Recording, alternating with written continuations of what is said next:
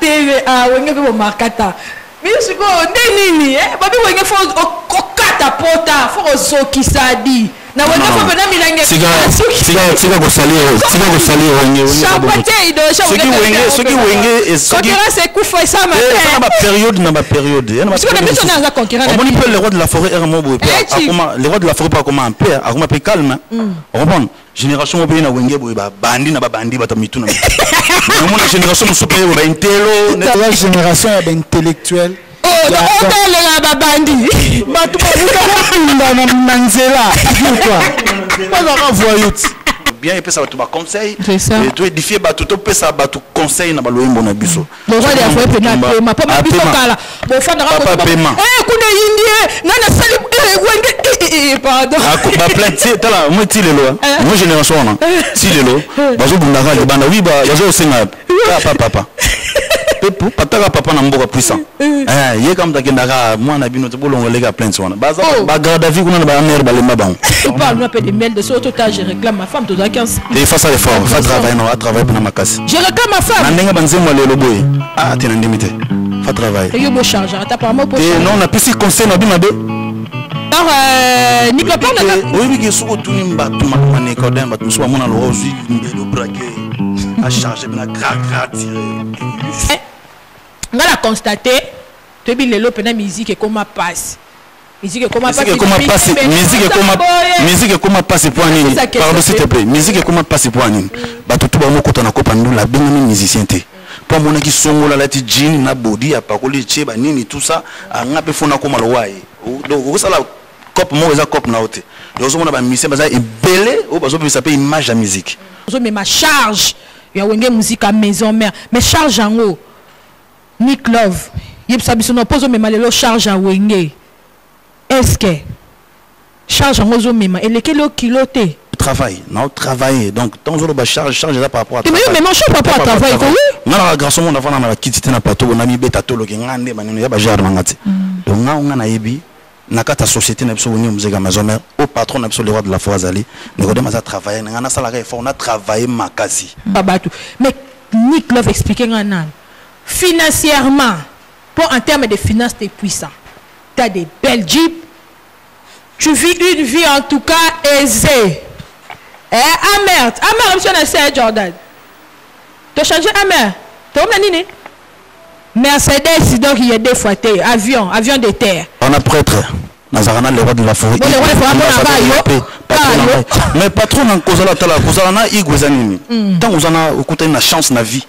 Vous avez permis à leader moko ou à façonner kaba artiste et musicien pour te relever mengiti ba tu ba yebi que le roi de la forêt yem ta façonner ba tout bomona ba TV ba mo les gapia ba so ba n'importe quoi ba musobe ba sala ba ignorance à façonner ba surtout mo sala na ye c'est créé on le bango mutu muso sali o sala moi jalousie mo pour na kamo tam so kamo c'est créé ga et puis que chaîne aussi bien pas futa wala mais ce que là ba futa na CBS ngo e koka ba besoin na tout vous avez moi si ba mo ngala trop on comprend bolingala ici ça va pour ça na hauteur.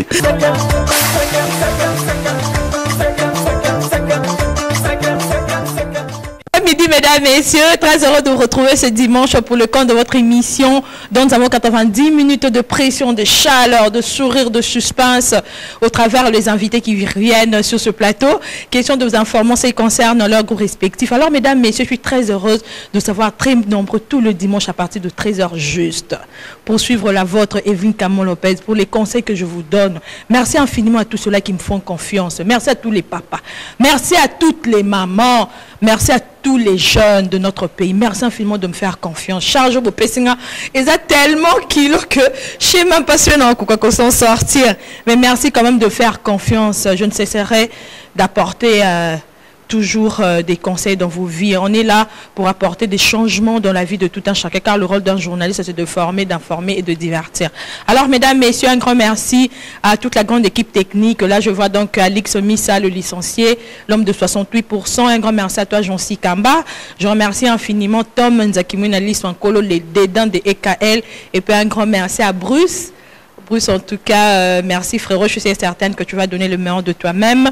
Et bien, mesdames, messieurs, Nous allons retourner chez Alix Missa pour suivre le jingle de l'évangile selon Camo Lopez. Et puis nous allons y revenir pour que vous soyez un peu conseillés. On dit en 7 ou 8 minutes. Suivez l'évangile, le jingle de l'évangile selon Camo Lopez.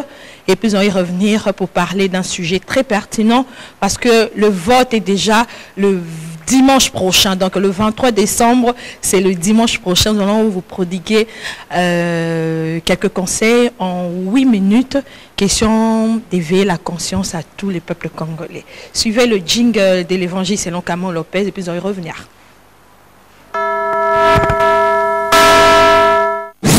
Évangile selon Camo Lopez. Évangile selon Camo Lopez. Évangile selon Camo Lopez. Évangile selon Camo Lopez.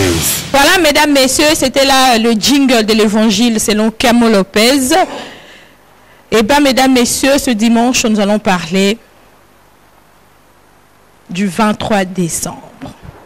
Le 23 décembre, c'est la date à laquelle nous, le peuple congolais, nous irons aux urnes pour prendre la décision de nos vies, pour prendre une grande décision en ce qui concerne tout un chacun de nous. Sur ce, mesdames, messieurs, le 23, ezali dimanche prochain, au Congolais, nous sommes urne pour voter, pour faire un choix par rapport aux candidats à la présidence, par rapport aux candidats à la députation, donc à la nationale tout comme provinciale. Sur ces, mesdames, messieurs, durant cette période de campagne, je n'ai cessé à prodiguer ou à éveiller, c'est pas les conseils, mais à éveiller les Congolais de prendre conscience pendant cette période des élections. Que t-shirt, boc, 1000 francs, 2000 francs, et embryoté. Pour ce lati, t-shirt, c'est binona ya miniato.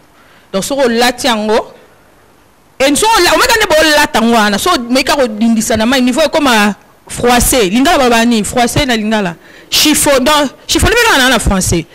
Donc, il est comme à tout le français, comme à froissé, comme à chiffonner.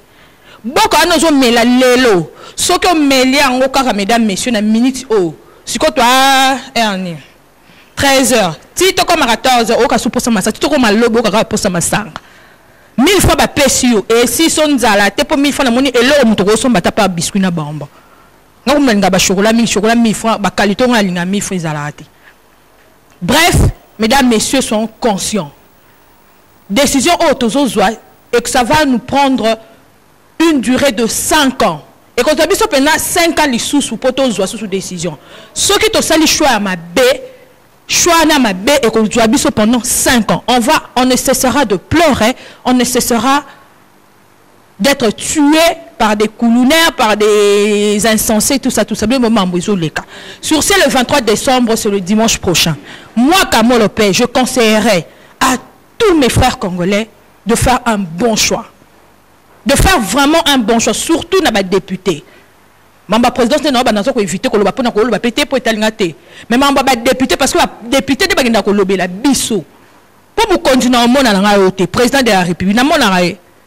Banda la président Mobutu j'étais encore gamine. Banda musée moi pe gamine. Mais Raïs na tikala na ko mona été. Donc faut na bomba nzoto na bateau na monde. Le quoi ba député donc ba bateau photo zarana bango. Pour te faire une idéologie, tu peux savoir une boule. Il y a un télé, mais non, on a dit que ça martelait en plus dans ma cambouya, député. Mes chers Congolais, grandissons. Que pesa mutu voix pour na masangate, na ebisa kibino. Que pesa mutu voix pour na t-shirt té. Que pesa mutu voix pour na 1000 francs, 2000 francs té. Dans 1000 francs, 2000 francs, c'est insignifiant. C'est vraiment insignifiant. Voter utile, votons des personnes intègres, votons des bonnes personnes, ceux-là qui ont le souci ou celles-là qui ont le souci du développement de ce pays, ceux-là qui seront votés, députés porter parole nabiso, ceux-là qui seront tout au Parlement pour lever leurs doigts pour parler de tel sujet. maïzate na quartier na bino, il sera en mesure de vous défendre. Bon, banda reçoit 5 000 wana. Il peut, en cas de pépin, à quoi il peut côté les mots à côté le kamango, et pas bon maïzate bakata maïsu mboka boisu quartier bon maïbi marate. Il y a ya cheba moyen fungol maï mutu moza bolingo ya population. Ne mettez pas n'importe qui pour karabaye mbakaina banzembo. Pour yo karasoka zana na inte, il faut savoir tout ça choix malamu. Tout ça na souci à mutu. Oh, à tout lia 1000 francs na bandebe, à tout lia 100 francs na été. Mais au moins on a quand même que non Viewana to ndekwana moi c'est ton ndekwana mobile en tout cas déjà à ça biso déjà bien à ça mamba bien na quartier à ça makamba bien na commune à ça mamba bien na bisika auto yebe donc azan de comment faut passer chance pour en tout cas comme kuna à 5 000 wana to 10 000 $ wana to ba vacances parlementaires et zaka pour na yete mais ezala na souci ya biso peuple quand tu mobola na parlement pour na moi ba te belé ba bola boké na parlement ndeko azan no mobola to réfléchir non un pauvre na bonga maintenant bien un mobola un pauvre pour appeler un pauvre ne singa mito no chana mutu te pour na cha mutu funa za moi na mbo compte na comme ata moi 50 000 na ko ne se mito ngana ko cha mutu te parce que parlement est copité députation est copité et ça ba via batu et ça pena ba via batu aux yeux en charge au banda ko le bela bongo pour banda pour quitter sur le terrain pour retrouver ba solution. Ce qu'on a dit, pas vraiment bobo na parlement ndeko mutu ki ate ndako ezate moi abalate et l'autre côté to réfléchir l'état abandonne nous ko soit comme mutuka pour avoir priorité un député makolo mobulu mutuka alors le belo mukoni l'état a joint ndako refouter là alors le belo mukoni l'état banda somba lutu mbeli kikalungu nzungu fourchette nini susu kiyungulu mbeto coussin. Attends, réfléchissons. À intervenir mon colonie na ba besoin na bino type 5 ko silaboé au moins ba député mi souton azuka comme ka député bo bimisara. So daki moi na makala mbala moka ke gombe. So daki moi na bandali mbala moka matima campagne. So daki moi na ya kimbateke mbala moka ye limité. Tu as besoin de voter ba toi bon, tu as besoin mutaki mbateke to comme député. Nanga honorable moko boye nako aider ngai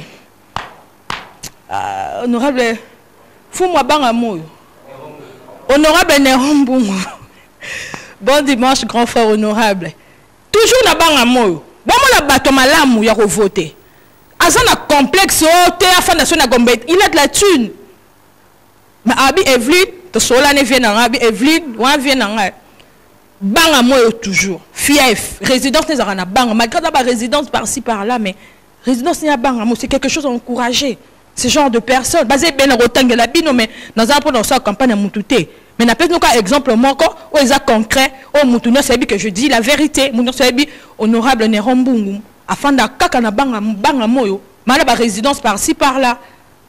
Donc, voter mutu ou à moi qui m'bateke ou à pesi candidature na kimbateke ou à tika kana kimbateke à tête voter na kimbateke au kimi biso na kimbateke ou au fan à limiter c'est que c'est une mauvaise personne aux amours na makala pour te pesi on voit biso ba na makala au kimi biso na makala on écoute makala ngo on tonga maman na parler on moderniser les biso makala nada yo kimi biso au cœur fan na ma campagne mutu mabe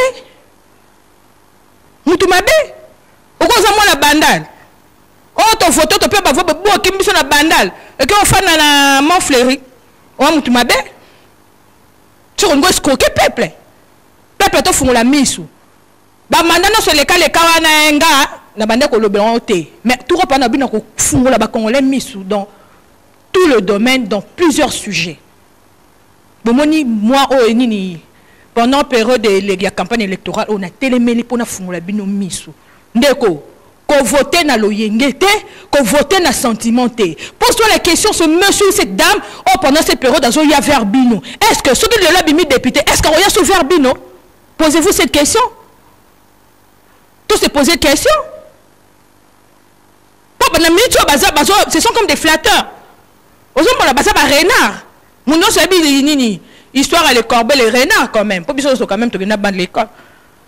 Bon, moi, on a mis sur par renard, on a flatté, fromage, ils ont un corbeau. Sur ces, mesdames, messieurs, posez-vous la question. Honorable Azopé, c'est un t-shirt. On a Azopé, c'est un sanga. On a Azopé, c'est 2000 francs. 1000 francs, chaque fois, beaucoup de campagne, beaucoup de réunions, ceux qui n'y a pas Banganda. On a Azopé, c'est 2000 francs, 1000 francs. Est-ce que ceux qui le l'ont au beau PC, est-ce que, à cause zonga, est-ce que à changer communauté pour toi un exemple belé baton batondan kuna o bazolinga tel élection ça mais élection au sama o balingi ba bimate bien bon mona bazar bato ba wapi wapa kima biso do ba so comme benge je suis en réunion o benge minute en réunion une heure réunion ba ndoki o réunion ya nini ti 0h1 bilance bo yebi mamni ba député bo chakuna ba yaka ko tusuite et na buto ya na moi etali bangote tous c'est la même personne tous c'est la même personne ba bi que congolais niveau na biso ça trop bas mais ngani so que niveau congolais a trop batté mutunde a rotali sa biso ba réalité wana ya muto ça choix exact yonga mo kamono pèse na qui décision. Cette fois-ci on ne mettra plus de charlatans et de charlatans au parlement, on ne mettra plus des escrocs, des aventuriers, des putes, on ne le mettra plus au parlement. On doit mettre des têtes bien faites, des personnes des intègres, des personnes qui ont un bon cœur. Donc, on mutu nyo sauter dans le parlement. Un vieux mot, dans mon débat, bien sûr, des bochés, mais tout. T'as la bien sûr, belé, n'a pas pano, qu'on a député. C'est n'importe quoi. T'as la bien sûr, baché, mais tout. Nous, vous savez, la vie à battu. Donc, on vote, mais nous, comme la boîte, nous, ce qui ça, boton, on va reçoit champagne par concurrence. Non. Sur mes vieux mots, ambianceur, tout fait. Au moins, nous avons un podium, mais nous avons un belé, nous avons un projet. Nous avons un orchestre, tous discrètement. Mais c'est bien, souffre à l'orchestre, mon arawana. On souffre après, nous avons aidé ma petite Nabiso. Attends, nous sommes l'hôpital et permettre aux soins. Je préfère dans ce genre de personnes que nous avons maintenant un podium, au bambi. Qu'est-ce que tu vas apprendre aux gens? Au moment où ce pays coule dans la merde, dans la misère. Mais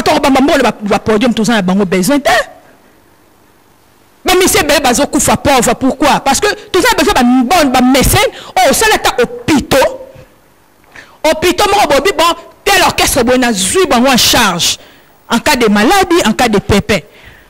Ce sont ces genres de députés au biso ba congolais au lingi. Moutalo yenge, moutalo bambambo na ba podium, mouta ambianceur. Ndumba mo bobi vient mo na quartier boula numéro 0 kota basi kota bima bobi serment bo ndumba makasi une vulgaire fille boko ko tient na parlement de ko réfléchissons congolais to la mukana pongi ngamo ka mo le pe maman le pont là bas qui na charge na bureau tal sa bino ba candidat il faut bo voter nana besoin de citer ba noté mais bino mo bobi que tel ou tel azo mérite kende kuna tel ou tel malgré azo lia 1000 francs azo lia 2000 francs mais il ne mérite pas d'aller siéger au parlement. Bino mo bobi on azo éveiller bino ka conscience pour le 23 bo ça là un bon choix surtout en termes de députation. Présidence à cause en bilinga mais monsieur quand on va député moro fort, ba député moro puissant, on va député moro intègre, ba député moro yo ba mi tout ça la malam ndeko. Même si le président c'est boité, mais beaucoup de choses vont changer dans ce pays.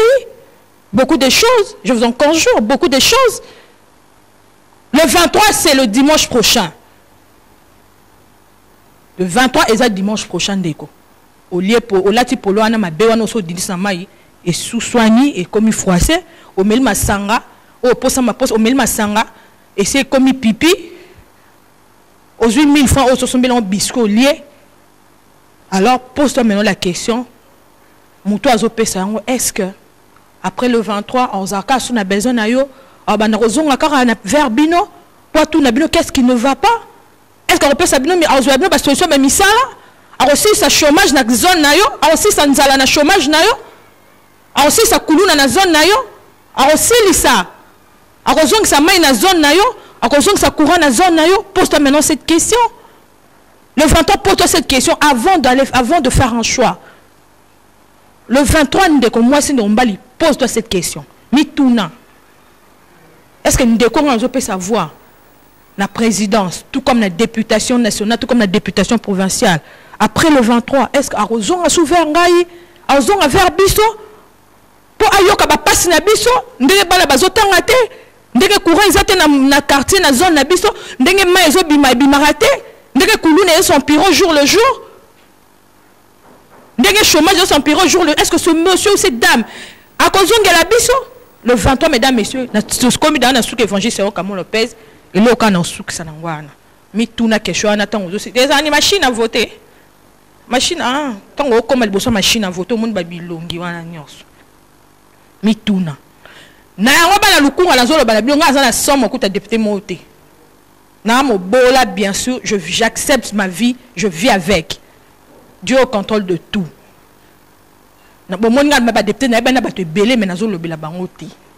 Pourquoi? Parce que n'y a pas vu na bon et belé mbinga désordre et tout ça. Ninga tout est bien voté bateau bon. Yominga na tinga mika na lukunga numéro 562. À lukunga bana lukunga votez le numéro 562. Le prince Kouata lukunga ba jeune et bela ba escroc ba venturier ba ambianceur ba charlatan ba coureur de jipon ba cheli bino mitu na lukunga ngaka mo Lopez bobi ngai mulangi ya pembe. Mulangi penza pembe midi pa mutu te. Na melama pas mututé na conseil ba lukunga ne mettez pas des charlatans et ces escrocs ces aventuriers de lukunga au bache mitukuna au parlement bo pesa bango tamba siégité votez le numéro 562 le prince Kouata boza déçuté mais le 23 mituna muto akanga minanga pana 2 semaines ya campagne est-ce que après le 23 ozonge la biso question on a timlo ka bomituna pour rappeler les 20 ans je sais pas si je vais faire l'émission peut-être je pourrais voter malgré ba porte-monnaie mboko bazanga mawa miyibi boyiba kamko bokutana au moins porte-monnaie mukie mo kutani na taba ezoloba taba penezo loba na porte-monnaie bo lap on m'a voyé le porte-monnaie je dois faire un effort de refaire ma carte d'électeur donc déjà lundi dans une kala mon pona c'est ça pour on peut faire voter j'ai vraiment le souci de ce pays. Je sais pas, sur l'élection est là. Sur une ambition, c'est ça que l'élection est là pour quand même tout passer à autre chose. Voilà, mesdames, messieurs, c'était là l'évangile selon Kamol Lopez. Retournons chez Alix Missa pour glorifier le bon Dieu, pour lui dire merci pour son souffle de vie si précieux qu'il nous a accordé. Nzambo azabolingo, nzamba mutomboka lombo. Atali mabe na ngai te, atali masumu na ngana sala rate, nzambo apesi nga pema, apesi o pema ndeko. Pourquoi pas lui dire merci? Disons-lui merci. À travers une très belle chanson chrétienne qu'Alix Missa vous propose et puis on y revient.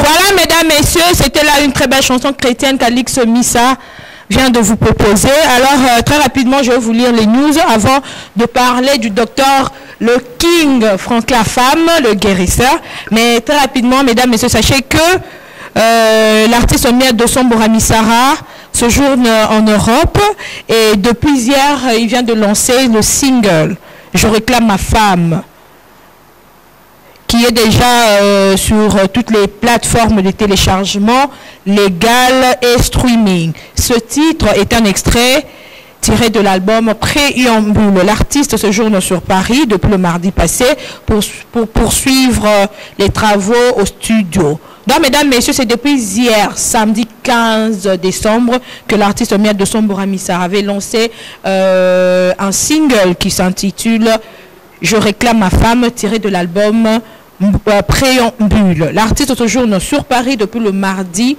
passé pour poursuivre les travaux de son prochain album Préambule. Entre-temps, consommer en tout cas le savoir-faire de l'artiste Miel Doson Boramissara. Alors, mesdames, messieurs, parlons de Yalempiana. En tout cas, joyeux anniversaire à toi, Ibrator Yalempiana. C'était donc le jeudi que les organisateurs avaient organisé une fête surprise, un anniv surprise en l'honneur de leur leader Ibrator Yalempiana. Donc c'était vraiment génial. Merci à Taboche le Père, merci à Magali Sissi donc pour l'organisation. C'était vraiment génial quoi. Donc gâteau, Kamol Lopez ne manque pas quoi. Donc on organise un anniversaire surprise de Yalempiana. Donc tous allons on a mis tout oh to comme appelle la boto monara Yalempiana. Donc bomimi ndo kota boye. Oh, c'était vraiment génial. Hein. Génial à tout. Il boit ma personne n'a moni Kamol Lopez. Atala boya amoni bien merci mbokani. Amoni problème mbokani. Atala boya amoni Magali. Atala boya amoni maman Jeanne Daniela. Atala boya. Ah, c'était vraiment nickel. En tout cas, joyeux anniversaire à toi Ibrator Yalempiana. Anniversaire c'est pour fois mona à manger à gogo, à boire à gogo C'était vraiment génial. C'était vraiment génial. L'assurance vie était là aussi présent. C'est le loussé. Yes! C'est les loups, c'était là présent, donc c'était génial. Au moment où toi bien, sur adversaire, c'est pour moi, toi bien. Il y avait vraiment à manger, à boire. Et puis gâteau, Anna. Waouh! En tout cas, joyeux anniversaire à toi, Ibrato Royal Impiana. Je souhaite tout le bonheur du monde. Que le Seigneur réalise tous tes désirs. Voilà, mesdames, messieurs, Ibrato Impiana. Ibrato Impiana, le contremaître, se produit chez Véronica Kabinda Wangata ce dimanche. Et annonce la sortie de son nouveau générique Kilo, qui annonce l'album C'est pas sorcier. Donc, mesdames, messieurs, ce dimanche, comme d'hab, retrouvons-nous à l'espace Véronica, qui est situé au croisement Kabinda Wangata.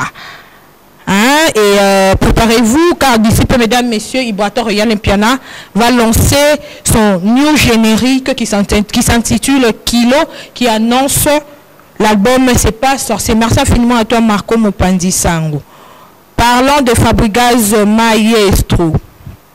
Parlons de Fabregas Maestro au travers Joe Gonzalo. Voilà. Voilà, hier samedi 15 décembre, Maestro Fabregas et le Light Music ont livré un concert de soutien à la candidate Pepito Kilala. Le 19 décembre, Maestro Fabregas sera en showcase en France à Vénissieux. Ah bon? L'intention de la Bible a des affaires Vénissieux, quoi. Suivi d'un autre showcase le 29 décembre, toujours en Europe. Voici pour le moment notre programme. Mesdames, messieurs, retenez que hier, le maestro était à Bumbu pour soutenir la candidate Pepito Kilala, la grande sœur de mon grand frère Fabrice Kimbeni. Et le 19 décembre, Fabregas sera en showcase en France. Le 29 décembre, Fabregas sera en Europe, toujours en showcase. Merci infiniment à toi, Joe Gonzalo. Bon dimanche au docteur Olivier Kakessa, grand frère. Bonne année, Péangoy, le Binini. Bon dimanche au docteur Olivier Kakessa. Alors, mesdames, messieurs, parlons de la clinique de cheveux et beauté Belle Campus du docteur Francky Afam. En tout cas, j'invite toutes les filles pendant cette période de Saint-Sylvestre, en tout cas, Ndeko. Parce que y a katana katoyo fana na ndako tona na batasho tona na bosoto be na ndoto basika tout fandi kaka mo pende na lobabo ka sonde dans spectacle et la mise en scène. Non. Lève-toi mon frère, ma soeur. Tu as des problèmes de peau, aux cicatrices, taches, vergetures, point moro, bizarre dans le corps. Lève-toi, qui est en tout cas la clinique de cheveux et beauté, pas docteur. On a cassure à cheveux, moi si ma bande vraiment appelé 21e siècle, sous que katana awa. Bon tenir un regard, mais c'est pas normal tout ça. Docteur Francky Afam Zawana, oh abina Kamon Lopez, la moussa ba maman bazo la ba pongi boy. Ndeko Téléma benga docteur Francky Afam 89 79 39 195. Faites on est sengo. To kene na avenue Tavoka numéro 19 na quartier 8 na commune Njili, na référence arabe à toi. Lève-toi mon cher, ma chère. Hein? Vous avez des cicatrices, ni mikolo ba cicatrice pour la moto. Eh boy bi kande to matara ba moto boy ko zika to kuya suki ndenge nini ndeko kende ba longolo cicatrice wana kende ba longolo ba tache aux anango kende ba longolo ba vergeture aux anango. Po eza normal po eza ba caprice nango to kana rozoka te to kana ko kata na vergeture te to kana nini te za makambo zo mais tant muto zo 600 pourquoi zo fanga na ndako zo talande na oloba kende mbangu nebi ke longa nge sepe sarao ba sourire nanga sa ko ba torkos. Ça ne suffit pas, lève-toi. Tout ce moment que nous avons une information, Bengo 089 79 39 195. Je vous en supplie. Bande ko be bazo ke bazo de baso. Yo fandi karaboy otala Kamon Lopez, c'est bien bon on ngaton botala nga et ça me motive au fait. Et puis ça a courage, mais quand même on a besoin yum toujours souffler bloc on a aucun. On a ba cassure à cheveux ma bandi moi en plein 21e siècle ma bandi. Attends, c'est quoi cette histoire? Appelle rapidement au 089 79 39 195. Merci infiniment, docteur Francky Afam et Naofutara Nyongo. Comprendre kaka, on est d'accord derrière docteur Francky Afam, docteur Franklin Afam le King. Bon dimanche et puis bonne année quoi. Voilà, bonne année à toi, Balobi. Me fait le meilleur au docteur Olivier Kakessa, grand frère propre. Et puis me fait le meilleur à celui qu'on appelle des affaires mi-cuit, mes vœux le meilleur à celui qu'on appelle président Chic Chicago Moussouni. Bon, mes vœux le meilleur à Célio Loussé, Assurance Vie. Voilà. Mesdames, messieurs, cette fois-ci, nous allons parler d'une très belle chanson, Je réclame ma femme. Sur ce, avant de suivre le savoir-faire de l'artiste Mbora Missara, on reçoit pour vous ces musiciens. Et je vous signale d'ailleurs que cette délégation est accompagnée par Darnel Mointote, le manager de l'artiste Miel de Son. Voilà, mesdames, messieurs, nous poursuivons cette émission. Je tiens à remercier en tout cas mon coach Yves Kipembe, la salle de sport Epiday Center. Donc, vous avez un nombre, quoi. Vous avez décidé que nous avons la salle de sport Epiday Center située sur l'avenue Sambo numéro 11. Mon coach privé personnel, Yves Kipembe, monté ma maman son jour. Et je remercie infiniment le grand Jérôme Olivier l'avocat, Cédric Makanzu, Clovis Kouérik, et puis je n'ai pas oublié le 001 de la salle de sport Epiday Center. On a un accord de rêve, on a un accord mort affermi dans la ventre plat.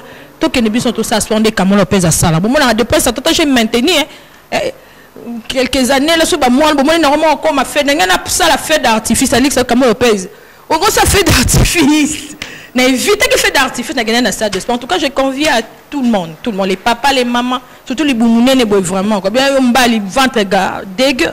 Moi, si ventre gare, non, c'est pas bien quoi. Tout le long et ça bien quoi. Alors, bon dimanche frérot.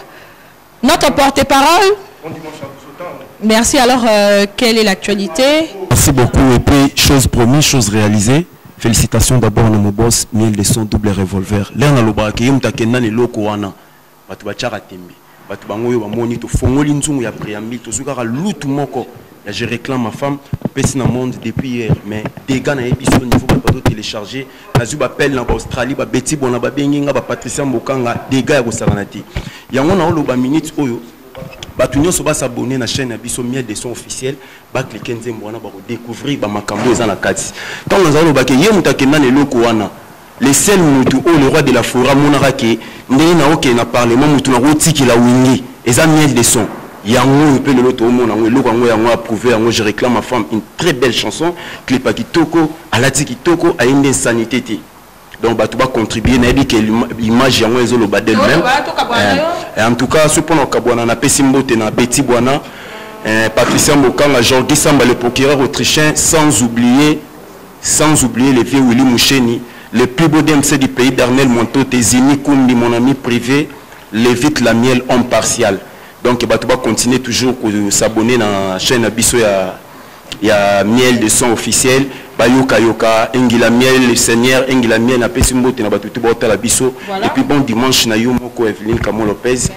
Bref, il y a une chose promis, chose réalisée. Voilà. Merci beaucoup. Merci en tout cas. Alors, nous parlons avec Elton, le porte-parole du groupe de Miel de Son. Miel de Son vient de lancer depuis hier la chanson Je réclame ma femme. Tout à l'heure, nous allons vous la balancer. Alors, Elton, bon dimanche. Merci, Mbora Missara. Il est toujours bien papa possible, anti-poison de la musique congolaise. Donc, Moutoussou Rameli poison de la musique congolaise. Il faut aïa pas un Miel de Son pour amener la miel. Donc, je réclame ma femme. Et ça déjà la plateforme est sur le téléchargement. Donc bateau balingi ba savourer musala kitoko mona mbali oasali boss nanga vraiment na niveau ya poto kotazali. Donc na sengio vraiment ba merci belé parce que mon konzazo travaille toujours en cheval. Tozana awa 3 jours, 4 jours azana poto. Tozana awa lobby ake Australie, lobby kuna ake na Asie. Donc na sengio vraiment ba merci. Batunyo so balingi ba s'abonner massivement, ba beta na chaîne YouTube Miel de Son, bah comprendre. Babet on a page Facebook, page officielle. Il y a Miel de Son, bah comprendre Moussala Okito comme continent yembi. Bato balingi ba yemba bango, nenge ba yembi ba Jackie Katous, nenge ba yembi ba Kletska be ya Corino, très important que l'école temps. Nenge ba yembi ba ya Fofo Kondi. Donc le numéro na biso ya bureau eza plus 243 85 1616 85 1616. Donc wana barozo ba coordonner nyonso et pas ya marketeur na biso. Donc pour nous ala égoïste était toujours na chanteur na biso baza awa. Donc nazo bisaka ba mission na biso les abeilles. Toujours répéter ba répétition zo continue toujours na fief ya mokonzi na ngai na ma campagne. Donc répétition toujours lundi, mercredi, vendredi. Donc nazo remercier bato basali na la plateau, tonton Lévite la miel, Yengi la miel, Darnel Mointote, marketeur, Junior franco-congolais Mbongo ya Mboka. Molim Diageba Moto Epela. Voilà, alors merci infiniment à toi Elton. Alors mesdames, messieurs, nous parlons avec PPCM, un chanteur qui évolue aux côtés de Mbora Missara. PPCM au Baksanini. Je entends ma femme de G. Bimdo va faire, on va dire c'est bandit quoi. Ouais, c'est bandit. Mbora Missara. Donc, alors PPCM au Baksanini. On a au Baksara que Batouba Zouatan, il a savouré, je réclame ma femme. C'est-à-dire, je profite à l'occasion pour saluer maman Nabiso, Jackie Katous. C'est-à-dire, là où repose la confiance de Mbora Missara. Un bon dimanche au Place à Ali. Et puis, Batouba s'abonner quand on enchaîne Nabiso Miel des sons officiels. On comprend Moussani ni Mbora Missara Sali. Donc, Joseph Kassafou, Joseph Fou, Bazali Wana, Jimmy Kimboute et Maman Pamela Bazali Wana. Donc, c'est-à-dire, il y a qu'on savourer vraiment. Je réclame ma femme Naomi et Shona et la sexy. Merci infiniment. S'il vous plaît. Pardon, tout le clip. Mais ça m'a tout mon robot. Ou là, t'as une chemise à bienté. Gina Bianté. Stop. Très attention à PPCM. Stop. Donc, toi, on a besoin d'élection, on a besoin de la paix. On a besoin d'équipe. S'il te plaît, bon, que pas que ma finale qui va charger. S'il vous plaît. Alors, mesdames, messieurs, nous allons donc retourner chez Alix Missa pour suivre le savoir-faire de l'artiste, chanteur, excellent chanteur de mon pays. Mbora Missara Miel de son, il a réalisé un travail de titan. C'est vraiment à féliciter. Le clip est très raffiné. Et puis le texte irréprochable. Le clip est irréprochable, mesdames, messieurs. On n'a pas besoin de polémiques à Finga. On en a ras-le-bol de toutes ces choses. Donc, pendant plusieurs années, on a la plateau, on a site internet, pardon. 2019, on a insisté, on a polémique. Nous sommes des éducateurs de masse. Moi, je suis une éducatrice de masse. Donc, il faut tellement la lingité, mambo finga. Ba place ba chaîne ba finga ba émission ba finga na ba ebi bango kenda kuna bike o aza mutamicien bo kenda kuna so même muta afingi. Ah moi je suis pour tout le monde et puis je dois prôner l'amour, je dois prôner la paix. Biso ba konle tozo we la nini erno ko finga ko bomana. Yango tozara ra boye. Le pays rien ne marche. La musique ne marche pas, tout ne marche pas parce que on s'entretue entre nous. Moi personnellement en tout cas, je ne permettrai plus ce genre de problème. On a besoin de kimia. Journaliste, qu'est-ce que j'ai gagné dans la police? On ne sait pas mais les hommes donc, stop, s'il vous plaît. Mais ça, peut lancer à tous les musiciens, à tous les porte-parole. Au PC information, non, ok. Au commissaire, là, on permet de au commissaire leader, nous, l'équipe, mission, nous, on a préféré, mais pour nous, en tout cas. Please, pour favor, j'en ai pas vraiment besoin. Alors, mesdames, messieurs, retournons en tout cas chez Alix Missa à poursuivre. Je réclame ma femme. Une très belle chanson. Je vous convie à suivre beaucoup d'attention. Merci à toi, Darnel au Mointoté. Darnel au Mointoté, le mignon. Donc, le DMC en tout cas, le plus beau, le plus beau DMC. Darnel Mointoté, en tout cas, mon frère que j'aime beaucoup. Il est très intelligent et puis il est très poli. Voilà. Moi, j'aime ce genre de personnes. Quoi. Alors, mesdames, messieurs, suivons en tout cas le savoir-faire de Mbora Missara à travers ce son, je réclame ma femme.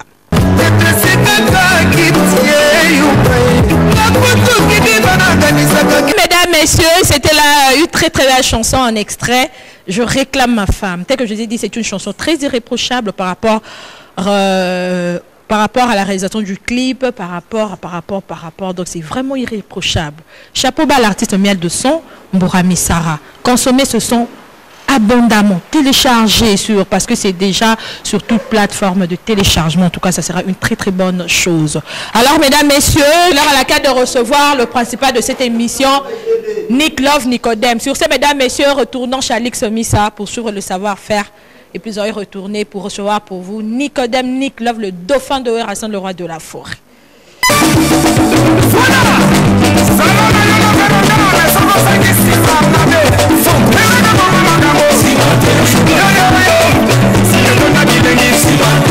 Voilà, mesdames, messieurs, c'était là un très beau générique. Un très beau générique en tout cas de Hassan, le roi de la forêt, 7 jours de la semaine. Comprenez qu'on reçoit pour vous l'homme de donner et recevoir, un excellent chanteur de mon pays que j'aime bien par rapport à sa personne. C'était un garçon très poli, il n'est pas très problématique. Là, on l'appelle donc Nicodème Nick Love, un excellent chanteur qui évolue aux côtés de Werasson, le roi de la forêt. Nous allons en parler tout à l'heure. Alors, mesdames, messieurs, permettez-moi de remercier en tout cas la salle de sport Epiday Center qui est située sur l'avenue Sambo numéro 11 à la commune de Kitambo. Donc, on va perdre les boumons, on va perdre graisse, on va vraiment un ventre mort plat, on va un corps mort raffermi, on va comme une obésité, on va perdre quelques kilos, qui est dans le sommet numéro 11, on a commis à Kitambo comme référence le stade Vélodrome. Un grand merci au 001, lui-même le boss. Je remercie infiniment le gérant Olivier l'avocat. Un grand merci à toi, mon coach privé et personnel Yves Kipembe, ma maman 100 jours, et je remercie infiniment Cédric Makanzou, Clovis Kwerekwa, on est ensemble. Et puis un grand merci à toi, Balobi Roger le bourgeois, le parisien. Un grand merci à toi, des affaires Mikoui, des affaires Mikoui. Et puis j'ai pas oublié Patrick Mobutu. Patrick Mouika Mobutu, on est ensemble. Et ben, mesdames, messieurs, permettez-moi en tout cas de remercier la clinique des cheveux et beauté Belle Campus. C'est pas le docteur Francky Afam, mais j'invite en tout cas toutes les filles. Garçons, on a problème, il y a pas, vous avez des démangeaisons, vous avez l'autre, vous avez des cicatrices, vous avez des cacao, vous avez des Congo, vous avez l'ongolo, vous avez l'ongolo, en tout cas, na avenue Tavoka, numéro 19, que vous avez avenue Tavoka, numéro 19, na quartier où na commune Njili, comme référence arrêt abattoir, tu as docteur Francky Afam au 089 79 39 195. Ndeko. Nebi pourquoi texte na lobela kai. Bande ko be bazo ke bozo ba solution. Yo pe ko bukana te ko hésiter te kende na lomba en tout cas na clinique de cheveux et beauté et pas docteur Francky Afam ou benga au 089 79 39 195. Big dédicace à toutes les jolies filles. J'aime en tout cas les belles demoiselles de mon pays. Big dédicace à voir toutes les charmantes, mignonnes, jolies, belles filles et dames de mon pays. Alix, t'inquiète. En tout cas, Brigitte Tekamabita, le bon séjour à Kinshasa. Je me lève déjà pour recevoir pour vous le principal de cette émission. L'invité principal, il s'agit bel et bien de Nicodème, un homme de donner et recevoir.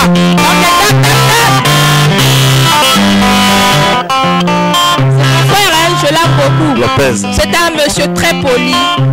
Il n'aime pas de problèmes. En rien de problème, tu as encore la pièce.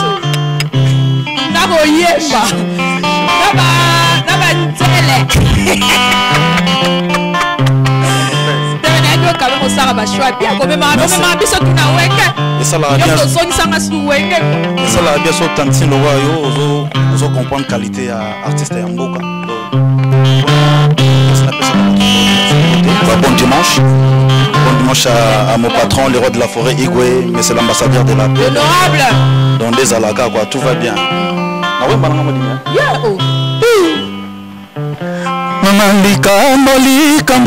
likambo teo tovandi na ndako yo kangeli ngai elongi esali ngai pasi nde esengeli nayeba nabengi yo na chambre mpo tosolola namemi nde ngambo ye mama likambo teo tovandi na ndako yo kangeli ngai elongi esali ngai pasi nde esengeli nayeba nabengi yo na chambre mpo tosolola namemi nde ngambo ye yo fingi ngai ye mpe yo betinga na butu bana balamuki batuni ngai mama nini nazangi nde maloba ya koloba na bango pasi ye. Bonne année, fin de l'année, bonne fête à Noël, n'a pas ma fanto, n'a pas tout quoi donc. Voilà, Nixon boutique prenez, Nixon boutique, Nicodème, la PCP beauté à tous les cas à bière, donc on a ça à bière en Boka, on a besoin, on a dit lota, on a pas masse, on a besoin Ben Ngombo Japon, Giboko Polo, donc on a ça frère.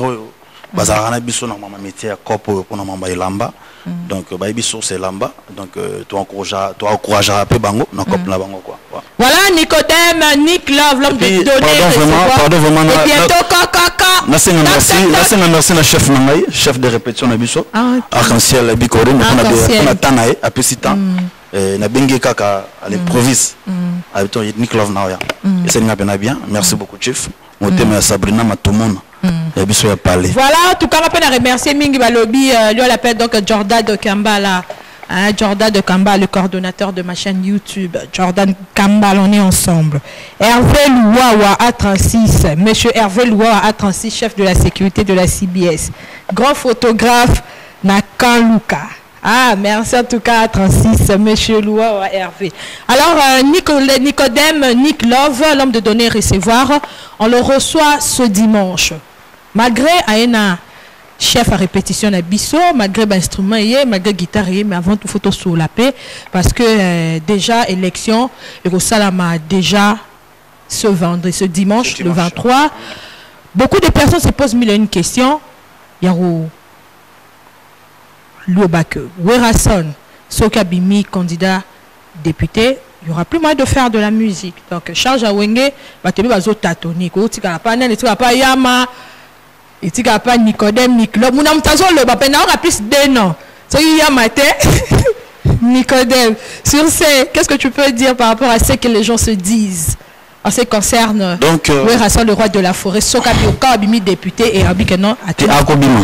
Pour Bimanae, na sénité mais na confiance à patron na est déjà à côté maramou ya population to loba minité azali na kikuti na mizo de toba pour patron na kimbantiki koko marumika kiku akomi Kinshasa aleki mbamona kimbantiki alalaki na kimbantiki na mito za na kimbantiki na pesa pe moi programme mouvement normalement faki to beta concert lelo tout à l'heure awa na Swambanza na kimbantiki mais tous l'autorisation ya gouv so gouv a pesi autorisation ndé to beti concert parce que tala le roi de la forêt on base nae il faut s'appeler ça bango na musique bien sûr ils ont accompagner makamazo sala pona campagne nae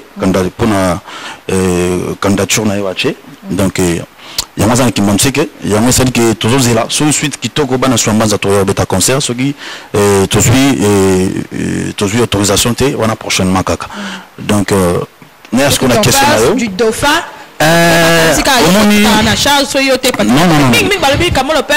Nicodème de fois tu as charge à Wenge pour abundara bien na forme abundara bien na champagne abundara bien makasi ayembara bien en tout cas wa soldat pena Wenge quoi. Le roi de la forêt, qui a dit que le roi de la forêt en tika musique, ce qui a commis député national, provincial. Non, personne.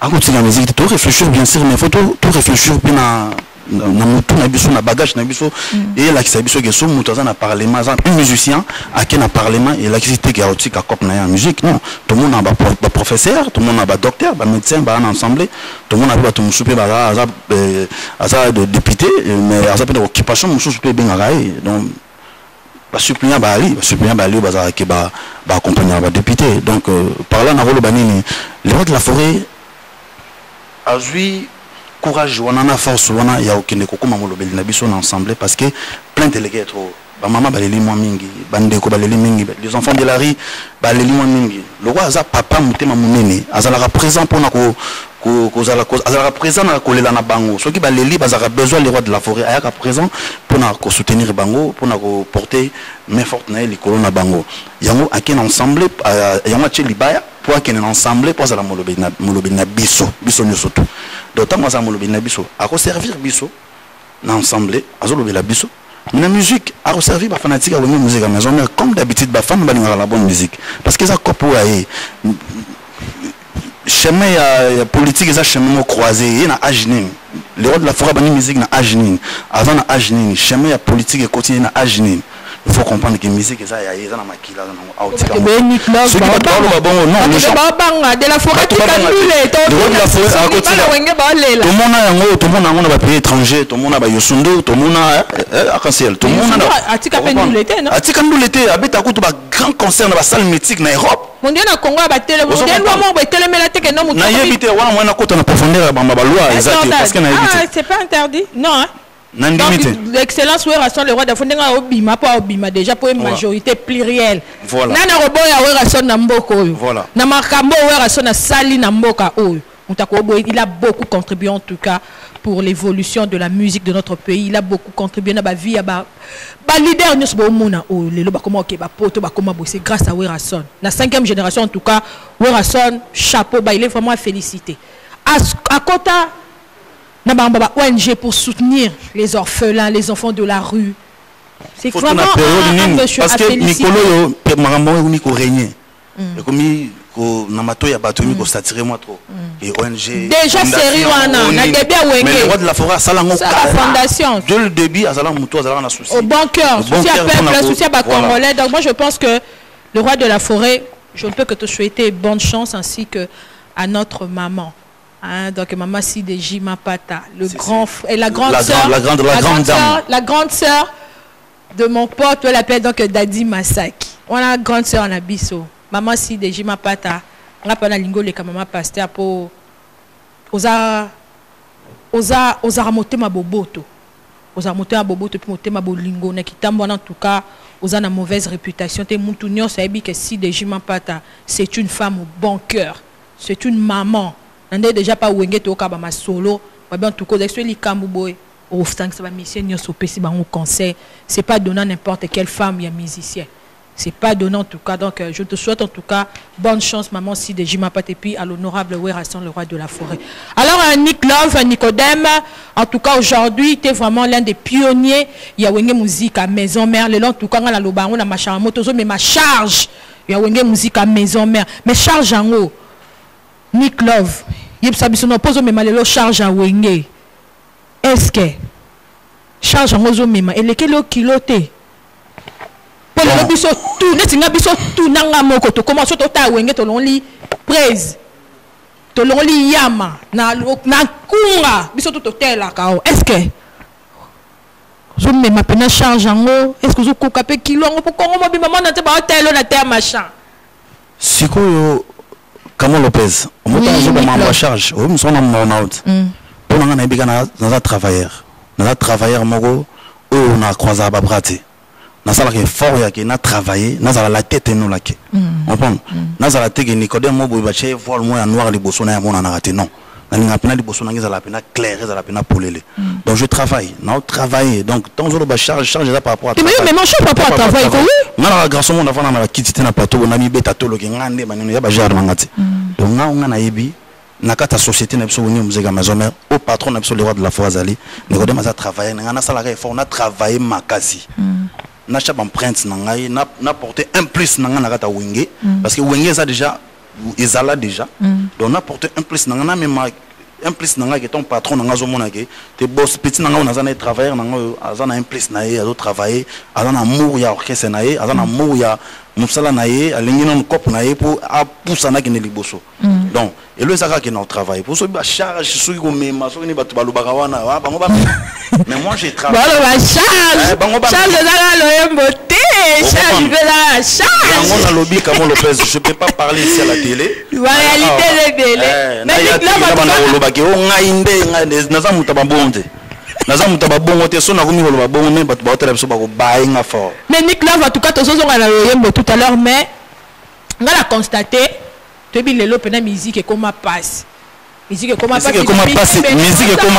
musique et comment passe pour nini pardon s'il te plaît musique et comment passe pour nini batu to ba mo kota na ko pandu la benga musicien te pour mon qui songola la ti jean na body ya pakoli cheba nini tout ça anga pe fona ko malwai donc ça la cop mo eza cop na ote donc so mona ba musicien baza ebele o bazo pe s'appelle image à musique comprendre au mon musicien mususu tele vitala o musicien pena zo finir ça ba musicien so on parle mais musicien so tala o moni pena un musicien oui alors normal ba musicien donc so mona que musique mais passe pas tout ba ko beta musique et ça ba manque d'emploi na kata mboka ya ba ko mboka ba luki biso ba emploi ba luka ba emploi baluka ba cop introduction émission na yo makamolo baka et ça sera très important il faut le baka merci Nicolas de baluka ba cop pour batu ba koma osala musala batu batika pe musique ou ba yebi musique voilà tout le monde vraiment finga na ras-le-bol alors Nicolas question avec la musique est comme boy les musiciens galèrent comme pas possible actuellement surtout bien besoin de on peut ba leader ba ça fait mais bazo maintenir ka lokola yo ebi ka faut ba yemba batu faut ba boire ka batu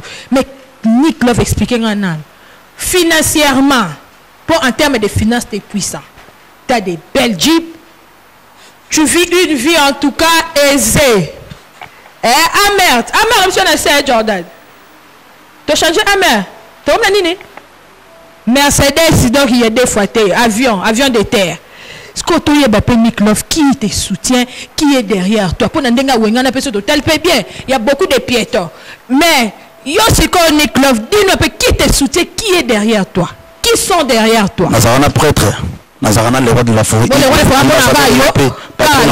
mais patron en cause la tala cause na igwezanini tant vous en a écouté une chance na vie vous a permis na leader moko ouais façon na artiste et musicien pour te loba mengité batu ba yebi que le roi de la forêt yem ta façon na ba tout bomona ba TV ba mo les gapia ba so ba n'importe quoi ba msube ba sala ba ignorance a façon na bango surtout mo sala na ye c'est créé on lo bango wa mutu so sali o sala moi jalousie mo pour na kamo tam so kamo c'est créé ga et puis que chaîne aussi bien c'est futa wala mais ce que là ba futa ko na CBS ngo ko ka ba besoin na toujours aujourd'hui moi si je ba mo ngala trop on comprend bolingala ici ça va pour ça na hauteur donc cela veut dire faut se créer le roi de la forêt appelle sa chance Nicodème Yemba sala vocal sala nzembo so nzembo na ndo boka jomo ateka matungulu na nino na somba zigida nada ole boka mona boudin ce qu'il faut ça na carnet d'adresse ya bateau baza pena getan ngayoki ke ya de masolo linga je passe au bureau j'ai enveloppe à kaki ya kaki na pesi mbote na son excellence Jean-Pierre Liao cerveau d'état c'est puissant ça kana kutute mettre qui mafuta ka bongo vena so Chicago mushweni yo yebi na le soutien zaka ke batu balinga ngai ko soutenir ngai na musala na sanaka ba mona ngana na vision na la garçon mode doux calme na créer na ba problème tina vana na kitia te pour na consulter batu ko finga batu exagère na ngate donc na sala ka o nzamba tinga na via pesa ngai cop na musique mais Nicodème Nicolas so to tape be wenge peut te bonne doji pe ya mo popula yo non côté pour kala para ba boîte to kuta bitumba rendre champagne TV wenge pe markata mais ce ko nini babi wenge fo okata pota fo zoki sadi na wenge fo bena milange siga ko salir wenge champagne do soki wenge c'est kufa ça ma na ba période parce que na biso na concurrent on dit le roi de la forêt est mo boy comment le roi de la forêt pas comment un peu akoma pe calme on comprend pour ça na ba période où super mona boy génération obe na wenge boy ba bandi na ba bandi ba mituna mona génération super ba intelo mona ngomba de akaselo ba monda akaselo tebe wenge markata na tema na non wenge markata na ba domaine du tout Azali Nicodème Malobé bien on a taille ben intelo le logo tali pena que lui c'est un monsieur calme on prend donc Nicodème Malobé le mot très capital que le roi de la forêt a comment rola la pongi comment rola la na pongi a pemi azala pa na moko boye oyo éducation vanga oyo zake baza d'abord ba père de famille bakoki kolega te na télé ko ba bêtise oyo na bana na bango moko ezo indigné bango donc voilà cette génération ya intellectuel les babandi batu babuka na nzela quoi pas la voyute pas la voyute parce que vous comme que vous sexy na rigoler pena quoi donc Kasel Bokobinga dans génération ya Bentelo na période et puis pendant on appelle Bitumba kaza pour la babengi bilo on a pas dans les clubs babengi le roi de la forêt bakenda kwa la mwasi mais kaleza ka bangwe nabia comment on moni le roi de la forêt comment pena ke apemi soit je quoi Nicodème alaki msumwa rotana mwa nini mwa VIP mwa ba nini webi kaka mais mama simba benda aja salita nzoto na linga ngote to so ngoya na la je wana doko ya kutute o comment pe pemeli te po biso to tambola na ba Juja, Bamayas. Donc, les rois de la forêt paiement. Il y a une génération où il y a une génération par génération. Cette génération, les gars, mais biso génération, tu vas raisonner, tu as la vision. Tu vas parler, tu vas génération, tu vas parler, tu vas tambolo, tu vas responsable, tu vas bana ba otanga, bana ba okola, bata ki papa na yo, achaki mutumbeli awa. Obe papa na yo, abetaki mutulikofi. Tu vas betaki papa na yo. Tu vas betaki papa na yo. Belle famille, il y a des mabundais qui ont ça bien été comme Lopez. Moussa tout ça la raison métier moko to te arabato. C'est ça. Marambo ya malamu ya osala. Comprendre. Surtout mo la sabato ke biso to bundaka biso tout ça. Non non non, musique ça pour na épais et ça va tout douceur mitema et ça va tout bien et puis ça va tout ba conseil. Et tout édifier ba tout pesa ba tout conseil na ba loyembo na biso. Bon va ya fois pena pas biso kala. Bon fa na papa paiement. Kuna indie nana sali wenge pardon. Ba plainte tala moi ti lelo. Moi génération na. Si lelo bazo bundaka le banda oui ba bazo senga. Papa.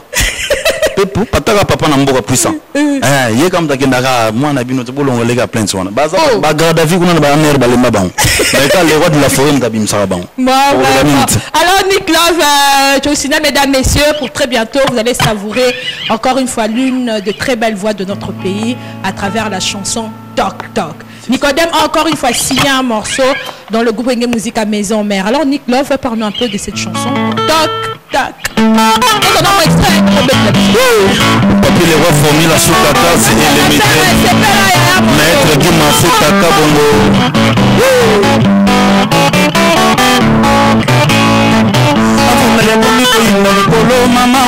Mama wo chérie akomi nano te mama wo mama bakake ekomi kopasola ntima papi le roi mwana mère monani nano te aolaki ngai séparation papi le roi soki omeki kolona molingo na ngai epa na ye mwana mère osundolinga na ntima na yo ye kala bilolo osundolinga na ntima na yo ye makambo na yuliselaka yango yo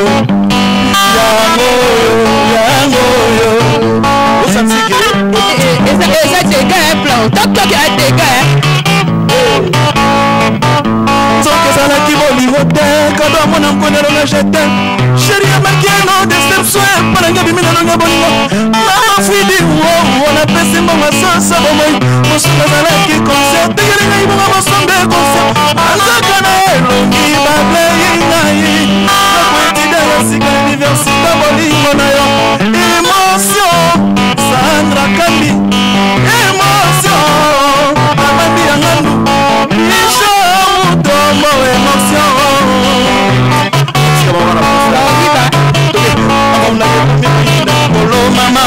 mama wo chérie akomi note mama wo makake ekomi kopasola ntima mama wo mwana mère monani na note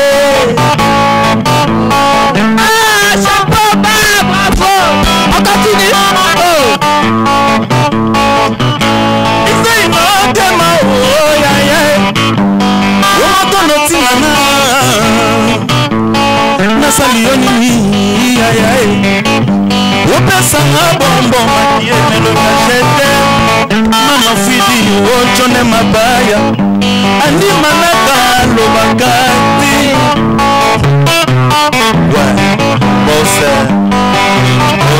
politiki politiki misalame nasali yo nini yaye oboyanga kaka boye yo mosoko pretre supu ya pule na lulaki nzoka balamba na sideo makisana la meya volcan amakiadio ulego kwenda piko mama mama sila kwenda yote mama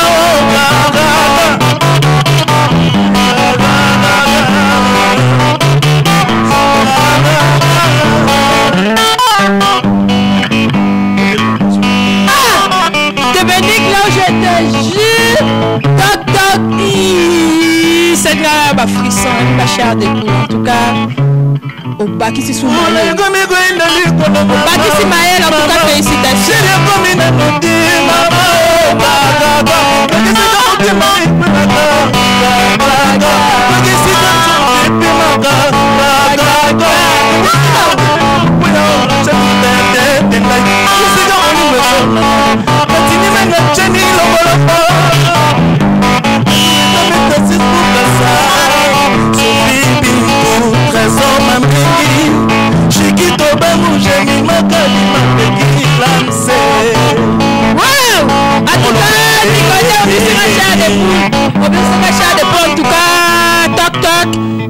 vraiment une très belle chanson. Nous souhaitons ma bonne on a Yembelo. Mais Yembelo tu suis live boy. Et bon son studio. Nick Lop en tout cas aux avons la charge oui. Ça n'engage que Kamo Lopez.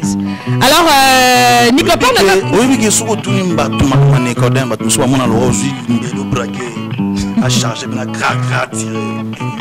Mais non surtout nimba pas tout répondre normalement parce que passe na force na ngai. Beaucoup tout invité moi bien qui tout nimba Nicodème. Nous parlons un peu des mails de ce total je réclame ma femme tout à 15. Et face à l'effort, va travailler non, travailler pour ma casse. Je réclame ma femme. Nandenga banzemo le loboy. Ah t'es en limité. Fa travailler. Et yo mo charge, t'as pas moi pour. Et non, on a plus conseil na bimabe. Oh, nandenga lelo. Je réclame ma femme. Mais faut tala lelo ni mamoy kende. Faut tala ba munde kende. Nesinga na ko le roi de la forêt linga teke nzembo mobo Nicodème memi nzembo mobo eza na page lelo te. Isimbada. Pota benage ya de maine lelo ke benage kimbo ka mélanger na mundele. Oza ka c'est bon l'opele. Mais mutu kuno yebi mamwezate. Mais mieux de son c'est ton frère. Qu'est-ce qui se passe na Wenge? Ozama na rando boela nini pour ne pas parler de cas miel occupé yo pour occuper. Qu'est-ce qui se passe? Pourquoi na plateau yo tunira maramnaï? Teba Paul Bina tuna mututu comme tout ça ba tuni yo à charge à cré. Na répondre. C'est qu'on a tuni pe na kana yo. On a chargé tu na répondre. Charger ma kasi. Et na lobika ke fa travailler aluka ba parler bien, aza mutumu ba umeli na médecine ya ndule. Za ndiya ya benga ba jeune frère. A umeli na ndule aza pena mbiaka. Siko fa luka pena ba parler bien, ba ça il a ba mama bien, et ça le pena bien. Pour soit lukika ba obi lelo ko. Donc je moi c'est pas ke bana ba so musisa te katanya vese mabe makasi.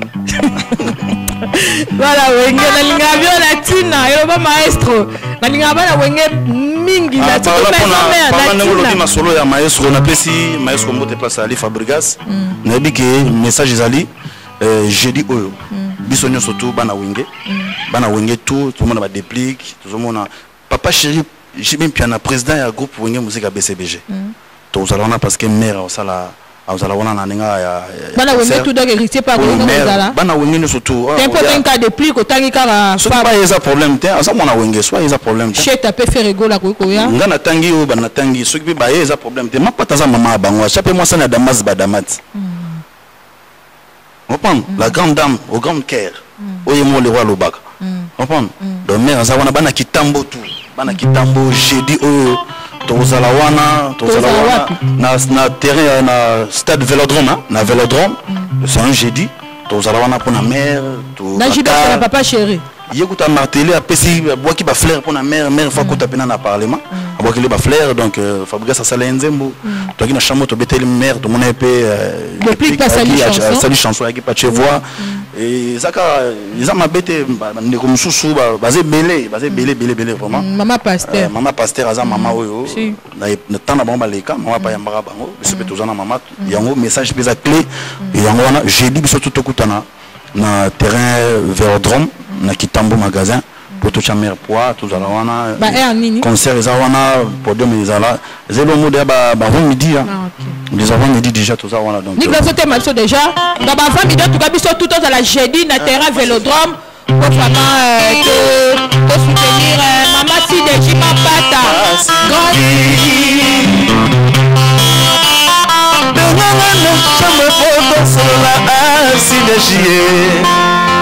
na kokaka te kolala ngai moko soki likambo mama nanga kokonsolenga yo nde santomi ya pasi nanga ma Sylvie vie me konsole yaka mama koboyaka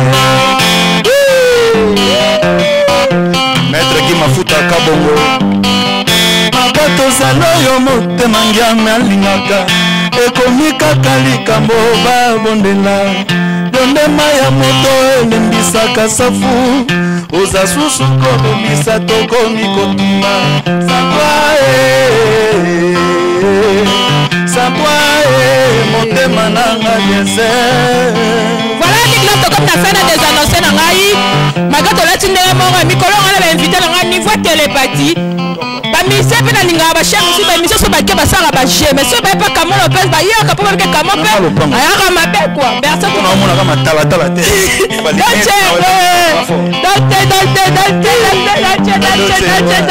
les deux jumeaux babotama mokolo moko na mokili kasi timite na bango ekokani te na bolingo na pe tika te baleso diegri masa yango bolingo ema amour et confiance ezala désir